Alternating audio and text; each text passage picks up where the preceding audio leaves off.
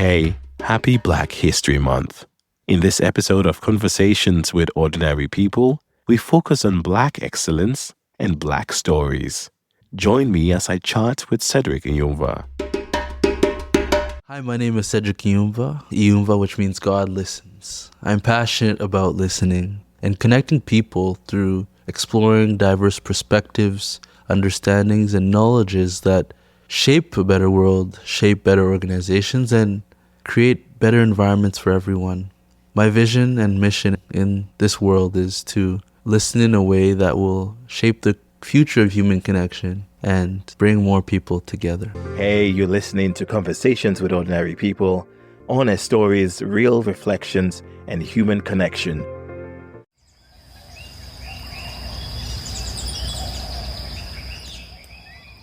Welcome to the podcast, Cedrick. Thank you. I feel welcomed. I'm happy to be here. So you recently got married. How's that going for you? I did. It's been going amazingly.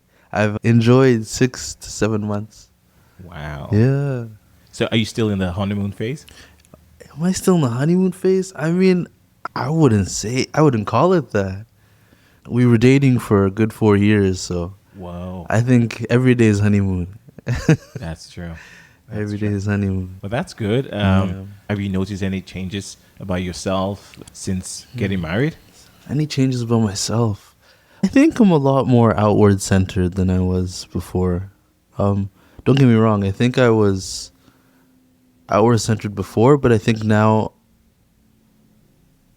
I care so much more about my family, which is this new family of my wife and I, and protecting what we've created and what we have and what we want to build. Yeah.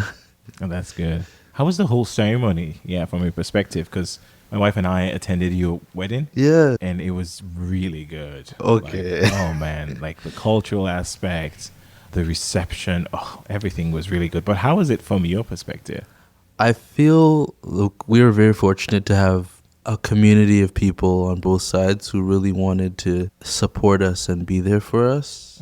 And whether it was my church community or my wife's family or my high school friends who all showed up to like set up without me asking them, I think that was something that I found remarkable. And quite frankly, I think our wedding wouldn't have happened the way it did without these friends who came in and just set up the chairs and decorated the church.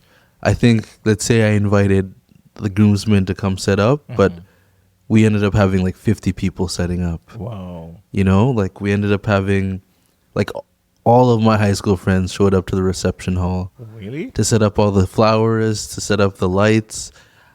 And it was more than I could have imagined. And I think it was more than I imagined. Wow. People showed up for you. Yeah, they did. It felt like we had a wedding planner, but we didn't hire one. So You didn't? no, no, we didn't have a wedding planner, but it felt like we did. So that wedding was really good, man. Okay. Like everything. And the two cultures coming together. Talk to me about that. Yeah, I think it was unique because in our wedding planning process, we made sure to speak to both our parents together and also to our relatives, whether it's grandpas or grandmas, or to ensure that different voices and perspectives and all like were represented in our marriage and our wedding. Like we sat down with like my parents, we sat down with her parents all individually, and we said, here's what we have planned so far. What would you like us to include to ensure that, and what might we be missing that represents our culture or our background or who we are, and what kind of legacy would you like to say that you've left on us as we go into our marriage that we'd like to keep as a memory at our ceremony and at a reception. Yeah. And so you guys took from both sides and made, curated that event. Yeah. Wow. Yeah. Very thoughtful. Yeah. Where did you guys get that idea from? Well, I mean, my wife is half Chinese and half Caucasian Canadian, right? But she spent a lot of her life living in China and moved to Canada for university where I met her. Whereas for me, like, my church family was an all East African church where the language spoken was mainly Swahili and a bit of English, but well, English both together. But so there was these two backgrounds that were sharply contrasting, and there was no way for it to work out unless we represented each other in our union. And that's a beautiful way to start a marriage. Yeah. Respecting and understanding that you both came from different backgrounds, but also you decided to come together to create something unique. Yeah, and I think it was also that we'd never seen a wedding like ours before. Yes. Like, I've never been to a wedding like yours. That's true. Yeah. No, it's true. That's a good point. And so you guys wanted to do something unique, right? Yeah, something that was... We've seen a lot of weddings where it wasn't our personality, and we didn't want to do a carbon copy of what everyone else does because everyone else wasn't us, and we were just, I don't know, I've never seen a wedding between our cultures even. So, yeah. And I think you guys pulled that off. You did. And my favorite part is when the dancers came in. The dancers. Oh, They were, it was, I loved having the dancers. They were expensive. They were expensive. They're expensive, but they pulled through and they brought everybody together. I think they were really good. we had a multicultural dance floor. It was pretty cool. Yes, and then the ending, right? Like when you open the dance floor. Oh, yeah. And I think I like the way sometimes you attend weddings. People, it's time to dance, and people are like, "Oh, I'm shy," I just want to sit down. Yeah. But people were really ready to hit the dance floor. Yeah. Is that an East African thing? I mean, even my wife's 92-year-old grandpa was really dancing. Yeah. He was like, "Let me teach you how to dance." That was really good. Yeah, that was really good. So we've talked about your wedding. Talked about being in a mixed marriage or mixed cultural relationship. I really want to dive into your experience growing up in Canada, because were you born in Canada? I was born in Canada. I just made it. My mom was pregnant with me. Oh, My mom was a few months pregnant with me when she landed here. So, with my dad, yeah. so this is all you know, Canada. Yeah, I would say so. I think I've experienced my culture through my church. Okay. I've been to Burundi, where my family's from, when I was maybe 4 or 5 years old. So it's pretty small. But yes, this is... Was it your last time visiting Burundi? Oh, Yeah, really? Okay. yeah. So you have experience in that. I think that's the unique thing about you. You, when someone meets you, you do represent Burundi, right? Like you rep Burundi. But you have, as you said, you experience your culture through, not firsthand, by being in Burundi or growing up in Burundi, or through your family, through your community, your church. How's that been like for you? I think there's the good and the bads, right? I think I look like Burundi, but I sound like Vancouver or Canada. Canadian, right? Right? Yeah. And I think it's been unique. I think one experience I could really draw from, or an experience I really learned from, was working at McDonald's in the drive-thru, where I would make these jokes and make comments that would make people laugh. And you would see like this trucker guy, Caucasian, show up to the window and kind of be like, you see his face change. Like he's kind of surprised that he laughed, that he laughed with the black guy. Like, I'm not saying this just out of words, but you see his face change, and people would ask, "Wait, you were the guy I was just speaking to?" And I would say yes. And I guess it goes back to what I said about, I feel like I look like Burundi, but I don't sound like Burundi. And I think it's it's opened the door to the possibility of like showing people a different reality that no, we like you mentioned, like we're all through stories we can really Yeah. see each other in a way and experience each other and see that we're not so different. Yeah. I'm actually really touched by why you started this podcast. Exactly that. Yeah. We're all connected. Yeah, it's true. And especially in a world like today where we all have labels. People, it's divided, extremely divided. It is important to remember that we're all the same, right? We all have the same blood, red blood, or whatever blood cells, whatever running through our bodies. We might come from different backgrounds, different families, have different values. But at the end of the day, we are the same. We are connected, right? We're here on Earth, right? And it's just big community, being humans. We're all the same when we're connected, and that's what we need to remember. So it's true. But you have a unique upbringing. Whereas, as you say, you can code switch. You can talk to someone on the phone, and they can think like they're talking to a Canadian, right? But then they see you, they go like, oh, right. Yeah. So has that always happened to you? Oh, this is kind of sad. I think it's always happened to me, which is really sad to think. But I see the contrast to where, like right now, I work at the Vancouver International Airport, and people's initial thinking of me is like, I met this lady once. I was helping through security, and she said she lived in, where did she live? She lived in somewhere in East Africa for 20 years or 18 years, and she's like, I survived. And she started talking about my name and saying, oh, it must be from this country, and assuming things about me that Really? yeah, like she was kind, but I don't think she really recognizes, like, she didn't ask me if I'm actually from, like, born and raised there, but she just assumed based on, like, her experience that I know everything about living there when she's lived there more than I've ever lived there. You know what I mean? Yeah, And it's like, oh, wow.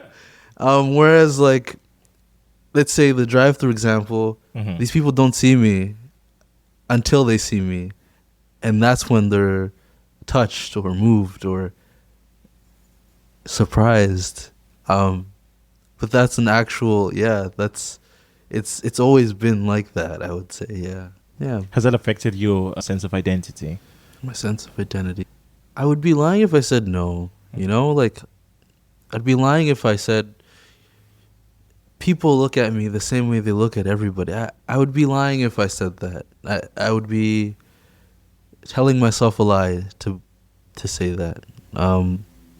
Because, yes, I've had experiences that were both extreme and not extreme, but enough experiences to inform the fact that my identity is shaped by all these different ways people see, talk, look, or treat me without even hearing a single word out of my mouth. So, yeah, makes you wonder sometimes, like, hey, if I look like this, or would someone say the same thing to me, or would they react the same way, or assume the same thing?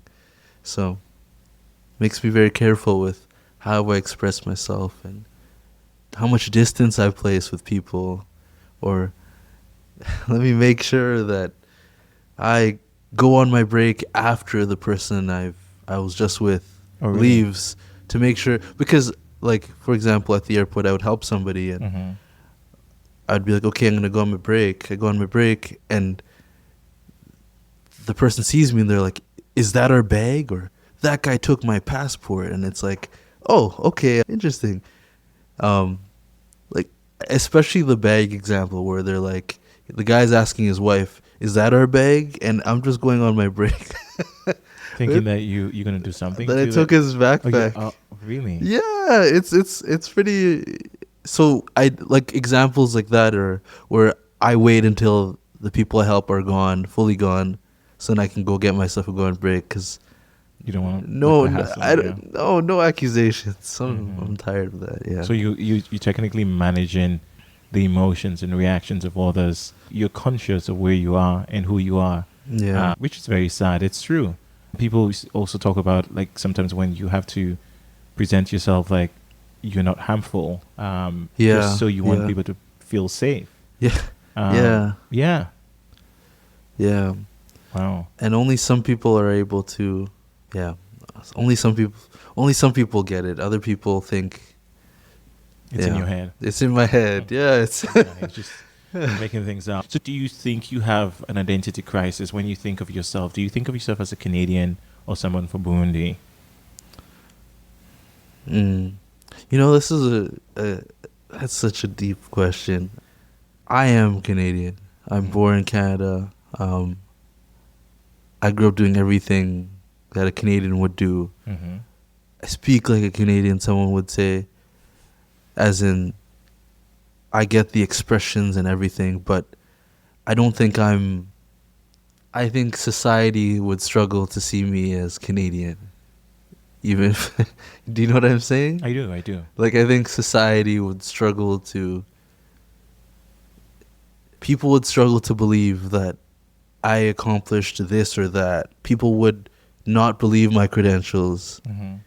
even if I got them in the same way someone else did. How does that make you feel? I think it's something I've really struggled with, I would say recently. I think I've really, really struggled with it.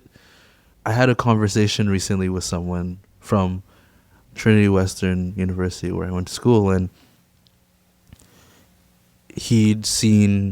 I'd been on a campus with him. I'd done things on that campus. He's seen the accomplishments I'd made. And it was so refreshing because he speaks to me with a sort of mutual respect. Whereas, like, it felt like I think that was the moment I realized the contrast from when I go into spaces where even if I went to the same school or did the same thing as this other person, they don't think I did the same thing as them, or they don't see me as someone who actually did this.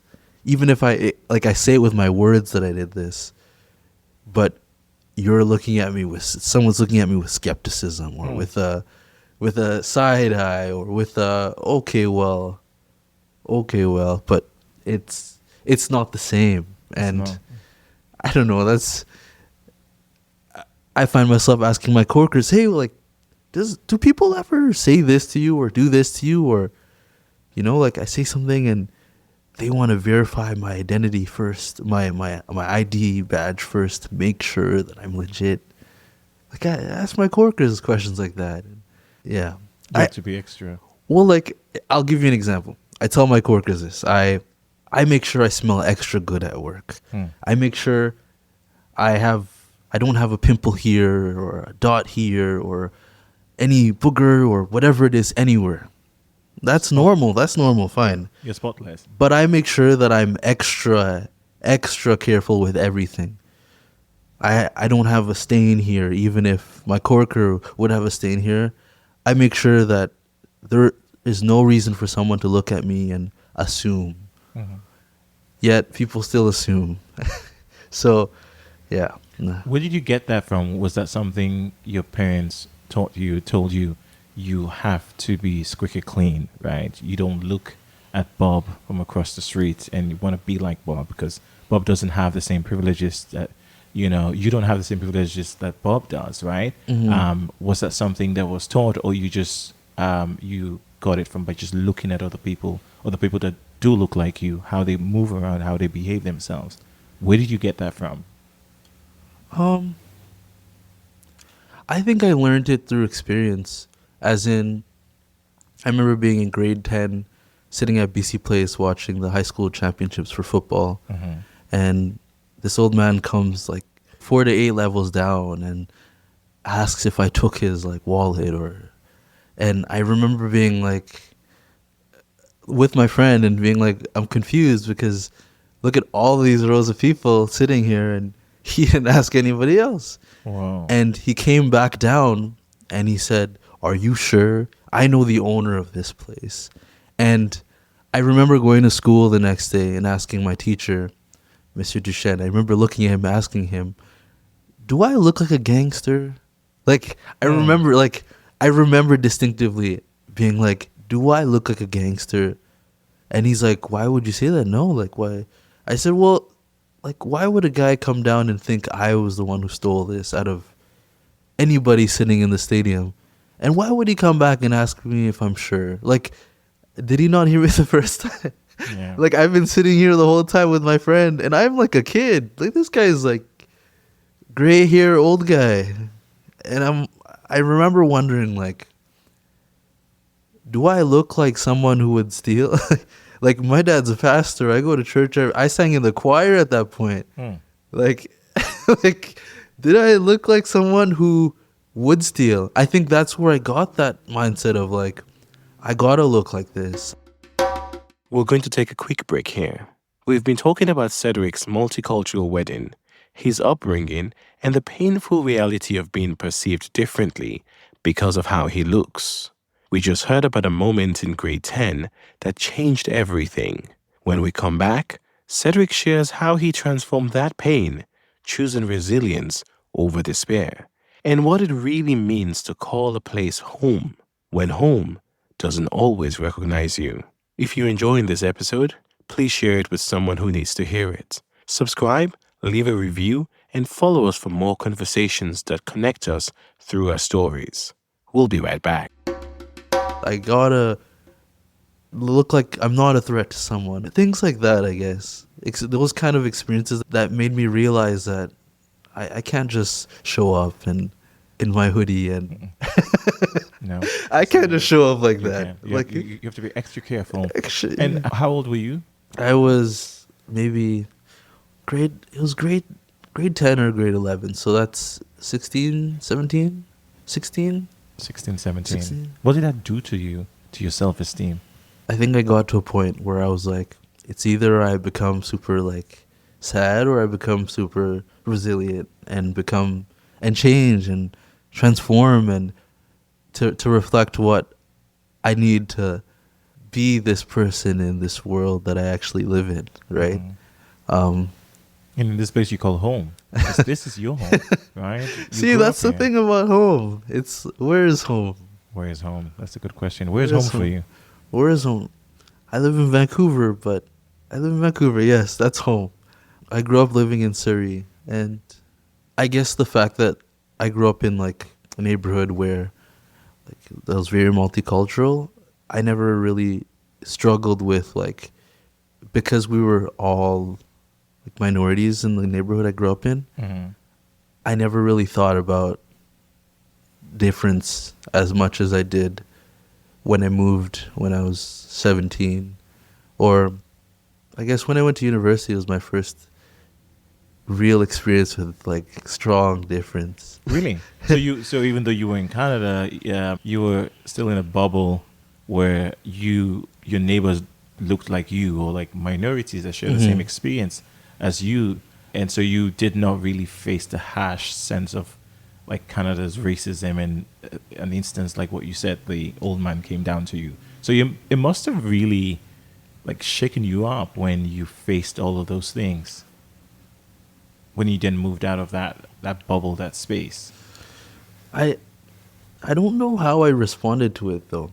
I'm just thinking, I don't really know how it shaped me, but maybe it shaped me in ways I didn't really pay attention to. I think, really maybe thinking about it, I think that's why I started Global Educo at Trinity Western, which was a platform focused on listening and seeking to understand diverse perspectives on different global and current issues. I think that's how it shaped me. Like, I grew up wanting other people to see how someone else sees the world, because I realized that not a lot of people were willing to see different than what they live in and what they see and experience every day. Do you think Canada has a problem with racism? You know what? People will say, no, there's no racism. People will say that it's not America. it's not a big deal, but I think it's indirect ways. It's ways that people don't normally see. Yeah, I think there is a problem with racism. I don't know. I don't think I'm experienced enough in the professional world to see how it expresses itself behind closed doors, but I think with what I've seen, yes. Yeah. And would you say your parents protected you and your siblings from the harsh reality of like Canadian racism? Because you said you grew up in an environment where like a lot of minority people around essentially had a strong community. Do you think that was intentional, what your parents did? Wow, that's, asking me a question I've never ever thought about. I think see, I don't know if it was intentional. Probably was, maybe it wasn't, I don't know. But I think I definitely did see how my parents responded to racism, and I think that's what shaped, like, it wasn't titled racism, but I saw how my parents responded to people assuming that we don't live in our house or that we didn't buy the house. I didn't see, like, nobody titled it racism, but I understood very quickly that, like, oh wow, some people will look down on my parents, and how my parents chose kind candor or compassion or even directness that maybe I would have been uncomfortable with before. But I think growing up now, I'm realizing how much the directness actually it matters. I'm learning. What do you think Canada needs to do to essentially fix things? In all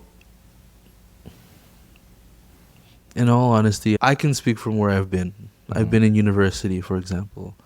And while I did a lot in university, I think some people have one kind of image of who should be in university, one kind of image of what success is, and one kind of image of, like, this is this and that's it. Whereas that's why I've grown such an appreciation of schools implementing diversity, equity, inclusion, and Indigenous knowledges, because I don't think people, like, I went to an Indigenous reserve, right, and lived there for 2 months during university, and I could not imagine a kid going from that reserve and just living in any city. Just I think there would be so much of a shock that one might be like, why are they like this? But if you've been there and lived there and saw how life was there, you would, I think training on diversity, equity, inclusion, and Indigenous life ways and lifestyle and knowledges. Because, like, for example, like, sometimes I think in our training at the airport, there was a story that, like, an Indigenous baby went through the X-ray accidentally because they were in, like, a cultural item, and somebody assumed that it was just a bag, so they pushed it through, and the baby went through. And, like, for me, I realized and learned that at that point that, like, it reminded me of being on the reserve, and, like, someone might be like, oh, they're so slow, but really, if you live there, you see that the life is different there. And I think educating people on, like, how the world is, and I think YVR is doing a really good job with that, would help a lot. That's good. Yeah, it's true. Recognizing the role and the importance of First Nations, the fact that they own this place, and their role. So culture, I assume a culture is a very important thing to you. Without your culture, without your family, do you think you would have been able to, and to this day, be able to navigate the trenches of racism in Canada or identity in Canada? Without that, would I have been able to navigate? I think I would have been caught up in my head if not that. Like, I speak for myself, but even for my wife, like I think the fact that she grew up in China informed how she sees, like she didn't grow up with a lot of the distractions, the depictions that are seen in North America. In the same way that I feel like I grew up with community, I grew up with strong community, and I think that informed my values, and my values have informed how I approach the world and see people and their decisions, and understanding why I make my decisions the way I do, how I pick who my wife is, or and really my faith, which is mixed with my culture. I think I would say. One of the first things I think I learned about you when I met you was your time at McDonald's, right? Yeah. I think, were you still working there at the time? Yes. You were, okay. I was. And your story about how I think a review then became so huge. There was a chance that you were going to get like a really big job. Yeah. At the company. Yeah. Tell me about that experience. Oh. Yeah. Wow. Okay. So I worked at McDonald's for almost about 5 years, I think. And in that period, I tested a lot of things with customers. Like I talked to you about, like made them laugh, and I try different messaging and things to see what works, what doesn't work, and keep trying it out. I got a few scholarships, and one day I get a message, and the message is that I'm selected to meet the global leadership team and Canada's leadership team when they come on their trip to Vancouver. And I was told that there'd be 6 people or 5 other people with me. It's really nice. I shared some of the insights I got, because at this point I had about I think 16 pages of different people posting things or saying things, and I shared that I thought this had significant marketing advantages for McDonald's overall. And long story short, this commenced a relationship with the global CMO, and where we talked about McDonald's in lots of emails, maybe 120, 140, 150. Wow. Yeah. Now, first we met in person at the event, then we met over Zoom, and then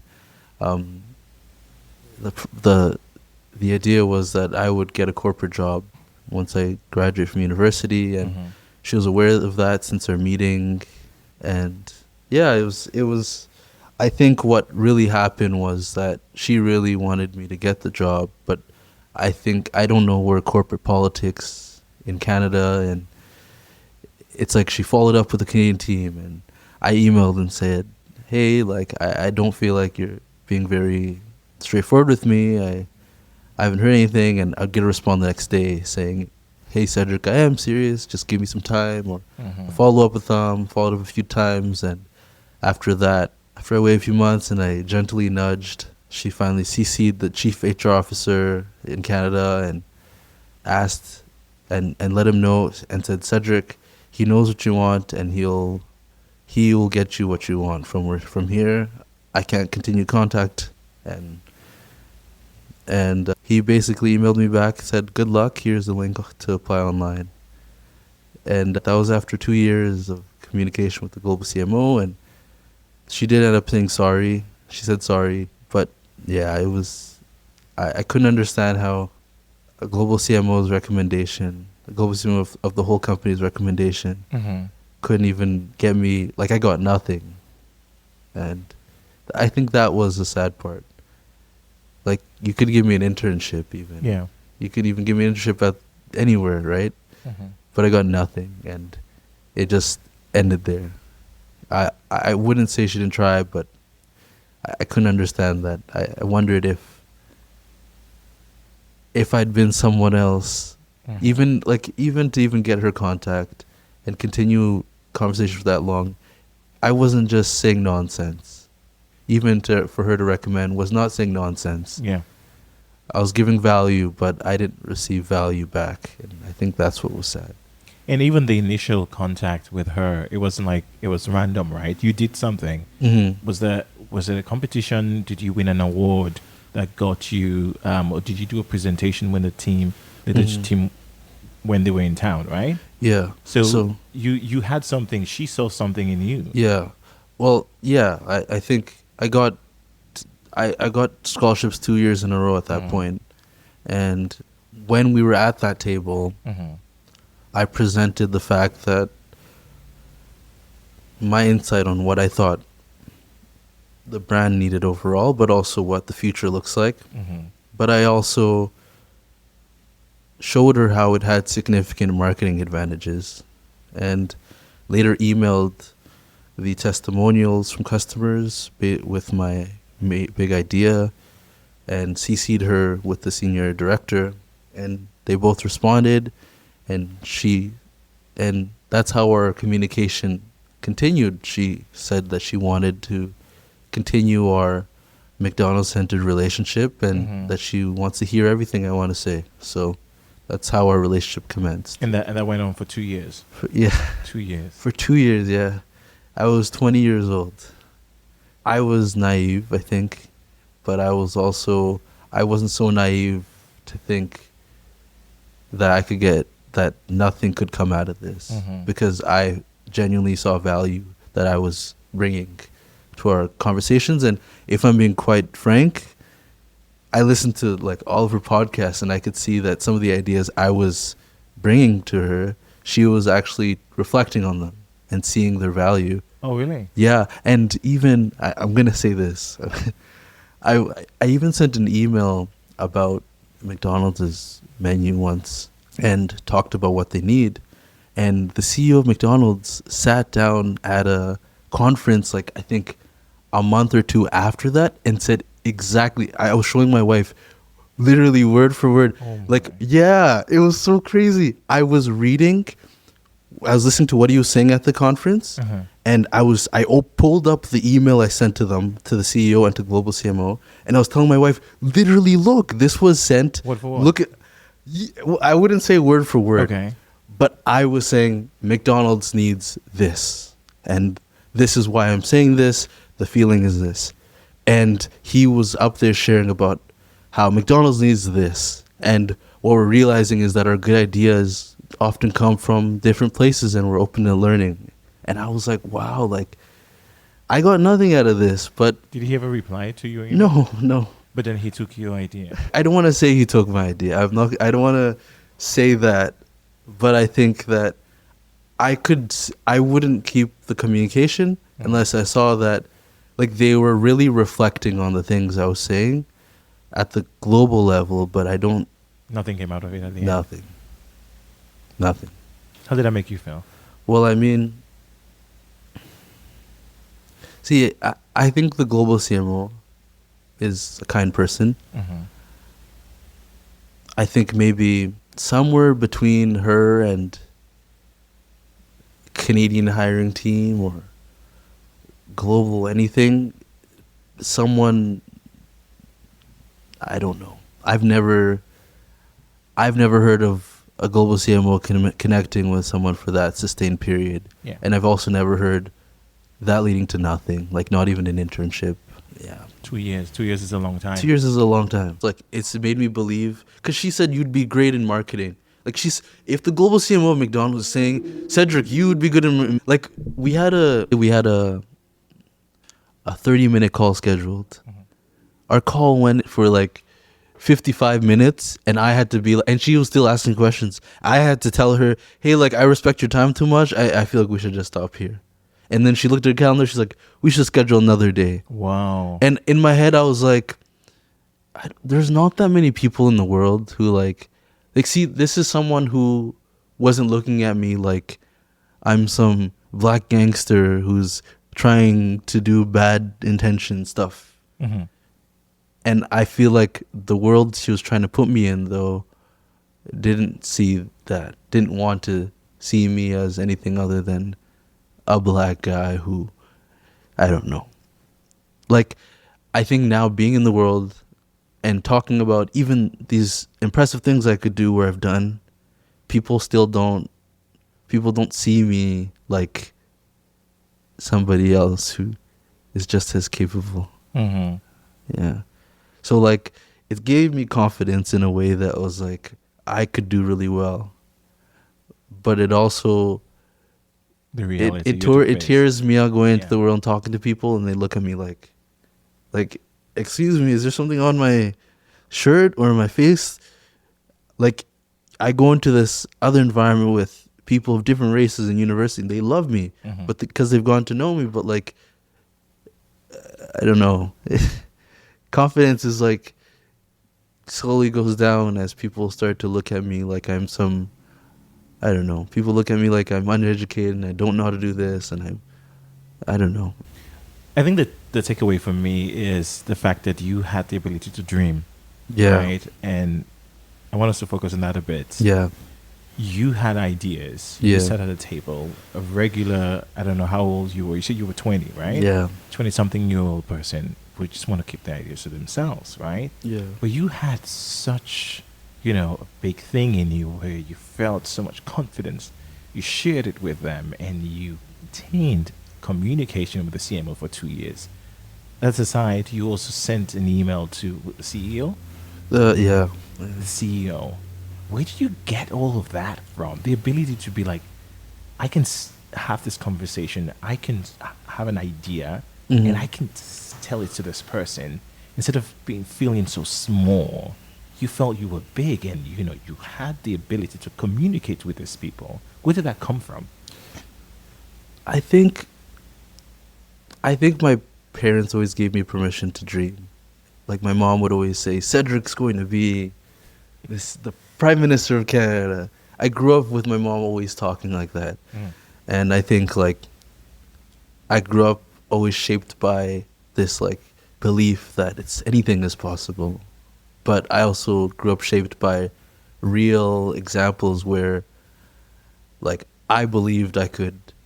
I remember in 2020 during COVID thinking I could, even though in grade 8 I had 56% in English, I believe I can publish against the top history researchers, even though I was a biology major. And then I just went after it and I tried. I emailed every professor that's cited in my work that I read about. I asked them to read my work. I figured out a way to email them so that they respond every time. And I got so much feedback. And it got published by UC Berkeley, accepted by a journal at Oxford. And I remember realizing, like, I believed it's possible in my head, and I just kept going after it. And it happened. So then I believed anything's possible. How old were you when you wrote the paper? I started at 20. I think I got published at 22. Okay. 20, yeah, around, yeah. Published at 22. 23. Would you say that your confidence level was at its peak at that point? So far. Confidence level. I don't think it was confidence. It was more self-belief. Like, belief that anything is possible. Belief that, like, really if you go after something that you're really good at and push, something will give in. And do you still believe that? I do. I think I use it like let's say I've been looking for new work, right? And I've struggled with it, but I have to remember that when I was trying to get this paper published and got rejected 1 time, 2 times, 3 times, eventually, like a journal that rejected me before, I fixed my paper, got all the recommendations from other people and what to fixed it. Eventually, some journals gave in. I say give in because eventually it works out. And I that's what I believe. Eventually, if you just keep getting your reps in and you're like you mentioned, you asked earlier about 2026, and I wanted to say, like, I'm trying to get my velocity up. Like, trying to get more and more and more reps in, because eventually something will give in. Something. Yeah, I'm a firm believer of dreaming as well. I always tell people, like, it's free to dream, right? What you do after that is what separates you from a daydreamer, right? You dream, like for you, you thought of publishing a paper, but you didn't just stop there. You then woke up and you got up and you did it. You reached out to all of those people, those professors, and you put in the work, because that is what is important. That's what separates, you know, a dreamer from a non-dreamer, like an achiever, right? Someone, as you said, that you decided to push, keep pushing. You essentially take no for an answer, or you take the no and you take the feedback from it and you refine your idea and you put it out there again constantly. And sometimes that's what, for me, I always tell people, like, similar to your story, my mom's like that person, like my enabler as well. Like, I had crazy dreams, and I would tell my mom my ideas, and like, yeah, I see it. I'm like, so growing up in that household, like, you know, I didn't hear a lot of no's, right? And then you think that it's true, like the world is like that. But it does something for you as a positive effect on you, where you then start to dream big, and you go and you do it. You toil and you labor and you see it comes to fruition. You have an idea and you have it, you hold it in your hand, or you have an idea and you turn it into reality. And over time that compounds, right? For you, for instance, it's, you know, you're writing your paper, or having that boldness in you to be like, I have an idea, I want to talk to the CEO. I have an idea, I want to connect with the CMO. People your age might be like, Cedrick, you're crazy. This will never happen. But what separates you from people like that is maybe your household, and, you know, going back to that community, the culture, right? The foundation, the ability to tell your kids that you can be the prime minister. Yeah. You can do it. You want it, work for it. It doesn't mean that you paint like a false picture for them and tell them, oh, it's gonna be rosy. You're gonna, just gonna reach out to the CEO and they're gonna offer you. No. Yeah. Sometimes you will do everything right, but you will still not get the accolades. It doesn't mean you stop. It doesn't mean you give up. So it's sad, because that's the world we as Black people we're in, where we have to work twice as hard.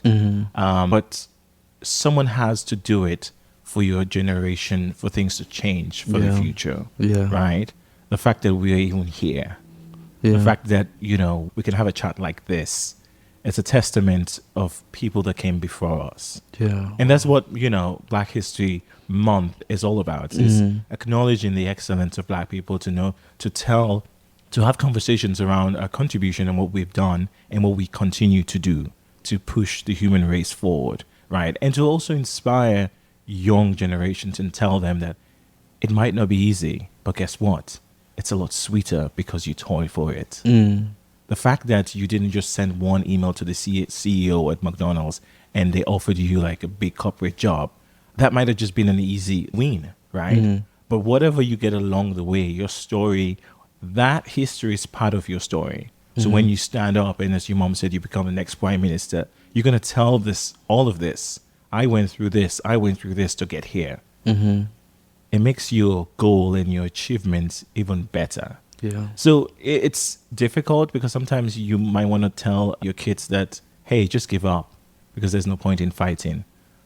But that's not an option for me. And that's what I always tell people. Like, we need to keep pushing. We need, and, you know, your story, and that's why your story is so remarkable, and I wanted to highlight to you, because the ability to dream is something I've noticed that not a lot of people have here.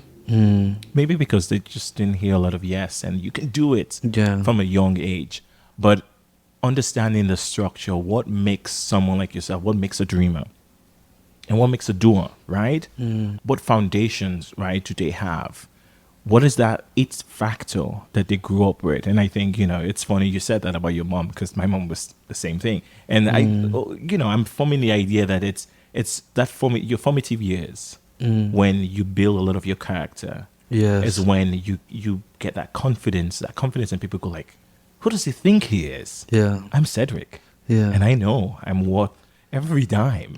You understand, right? You have value in yourself, not in the way people see you. Because if you rely on that and then your world changes and then you start tell yourself, look at yourself in the mirror and say, I can't do this, I can't be this. Yeah. But that foundation, that family value, your cultural upbringing has taught you that you can do anything. You can go anywhere. It doesn't mean that it's going to be easy. But if you keep pushing, Yeah. you will get there. Yeah. Wow. Wow. Yes. Yes, that's very, very powerful. And wow, it's an underestimated piece of growing up with parents who believe in you and people who cheer you on. Yeah. So do you have any other dreams growing up? Did I have any dreams growing up? I always wanted to be a doctor.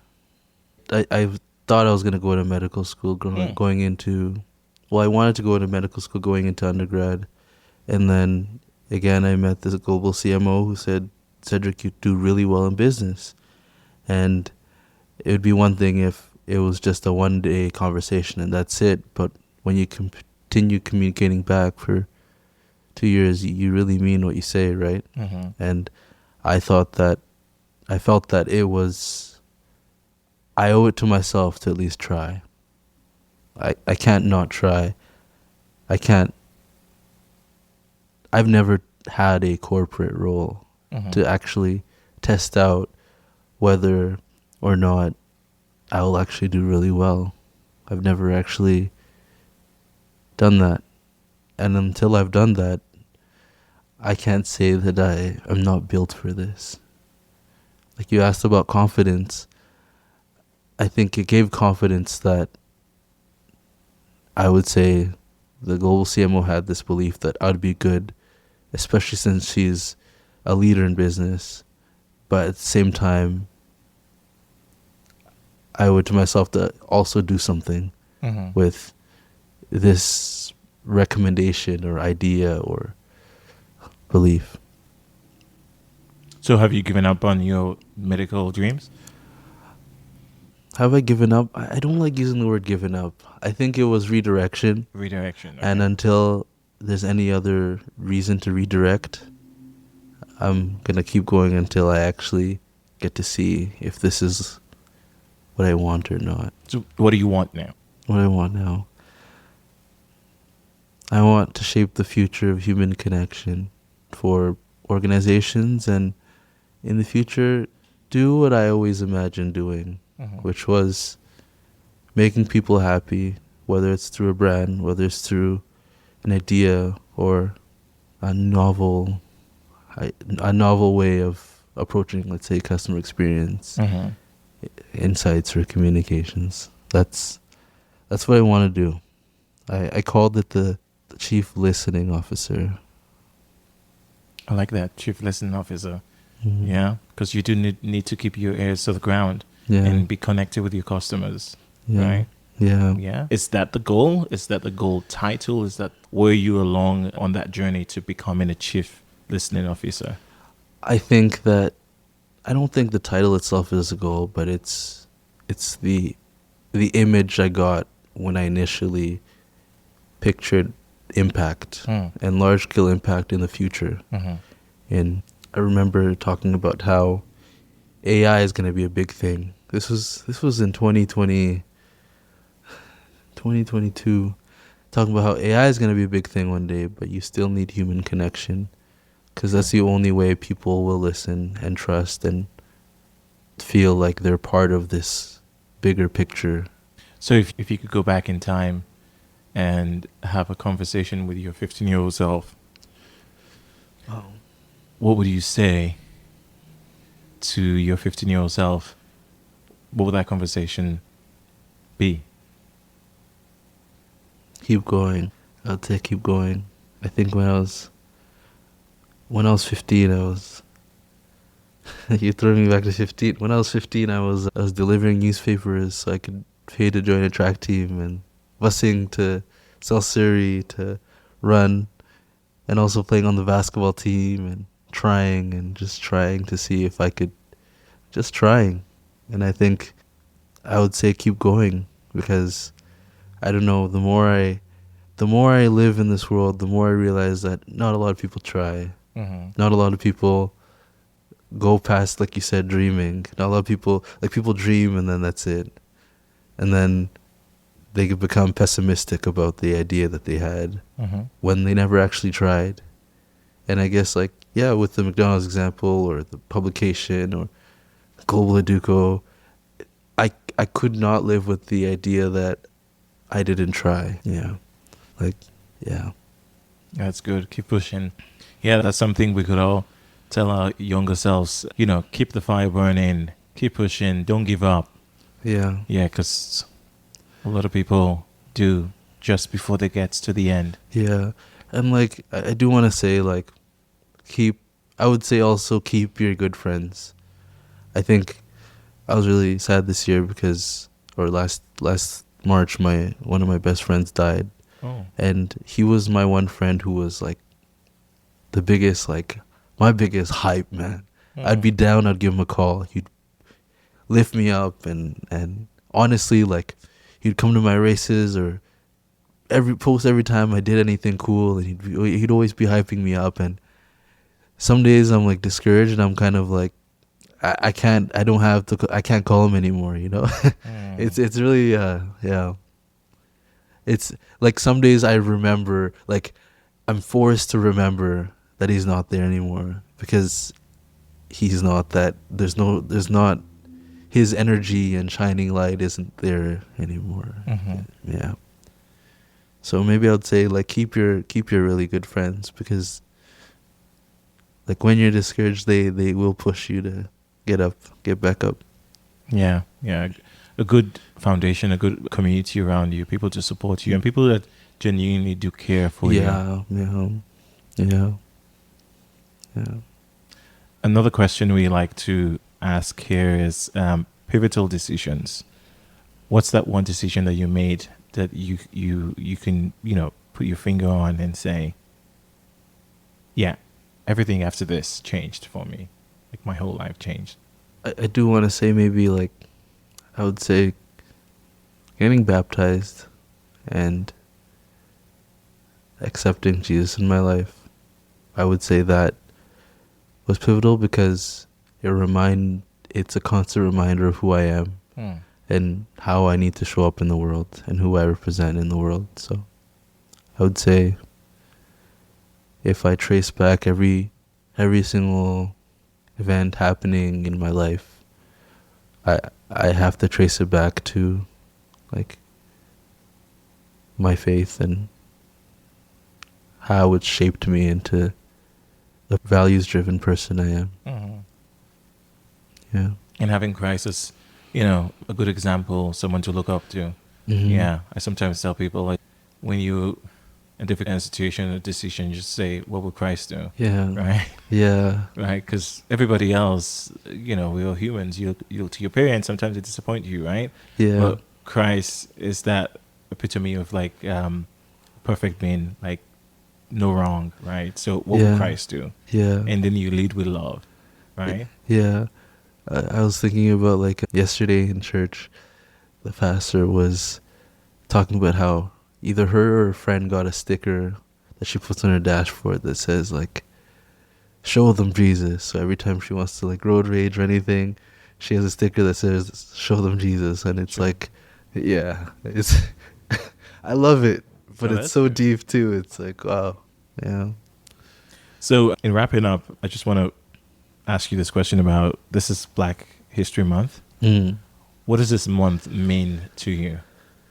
I think this month's about remembering who came before us, appreciating what they've done, but also celebrating our identity, who we are, and where we're going to, not just as individuals who are Black, but as a community.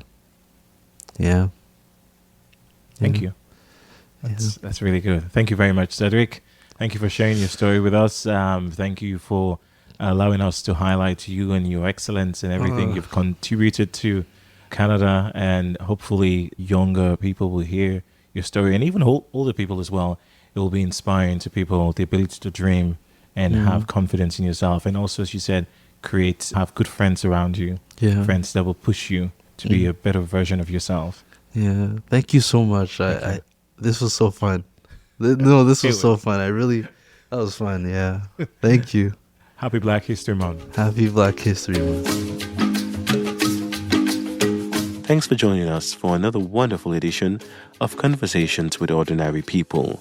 On today's episode, we focused on Black stories. Cedrick and I discussed systemic racism in Canada, the importance of family and culture to help you stay grounded and achieving big dreams. Remember, Black excellence is not just something we celebrate in February. You can celebrate all year long.